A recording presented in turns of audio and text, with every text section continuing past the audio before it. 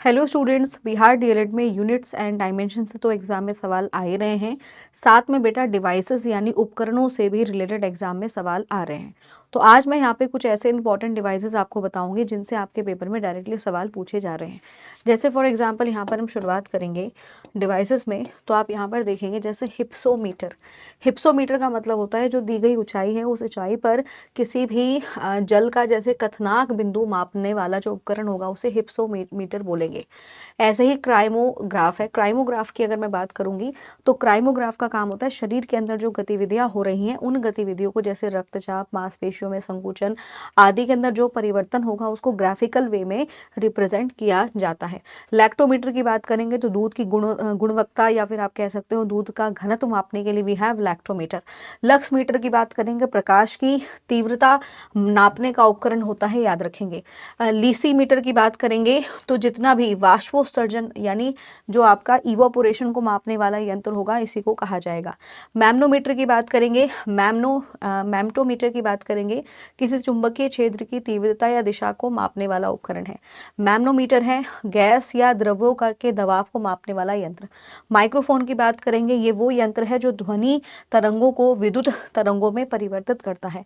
ऐसे ही माइक्रोटोम है। माइक्रोटोम की अगर मैं बात करूंगी तो ऐसा यंत्र जो अभिक्षुणीय निरीक्षण के किसी वस्तु के छोटे छोटे भागों में विभाजित कर सकता है, तो इसको ये कहा जाएगा।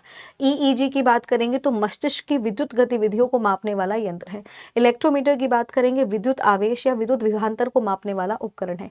इलेक्ट्रोस्कोप की बात करेंगे तो किसी निकाय में विद्युत आवेश की उपस्थिति का पता लगाने वाला है। इवोपरेरीमीटर की बात करेंगे तो वायुमंडल में जल के वाष्पीकरण की दर को मापने के लिए है।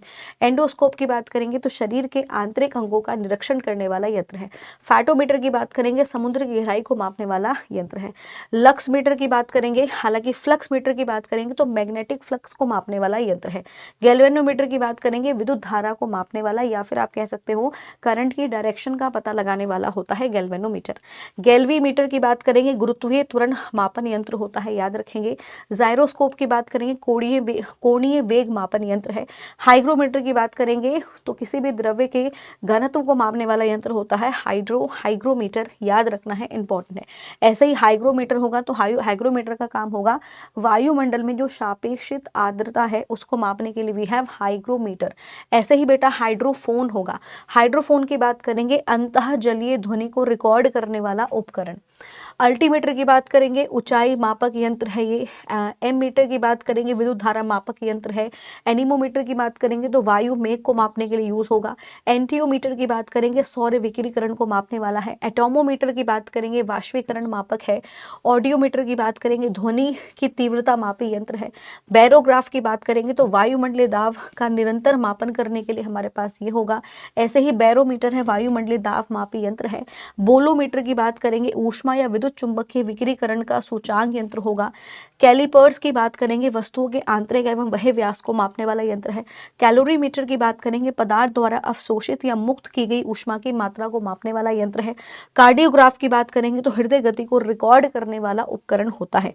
ऐसे ही अगर हम बात करें स्टूडेंट्स ऑडोमीटर की, तो किसी वाहन के द्वारा कितनी दूरी तय की गई है तो इसको मापने वाला यंत्र जो होगा उसे ऑडोमीटर कहा जाएगा। पेरिस्कोप की बात करेंगे तो पेरिस्कोप यानी जो जलमग्न वस्तुएं होंगी जैसे पनडुब्बियां हैं, तो पनडुब्बियों से बाहर का सी तल को देखने के लिए वी हैव पेरिस्कोप।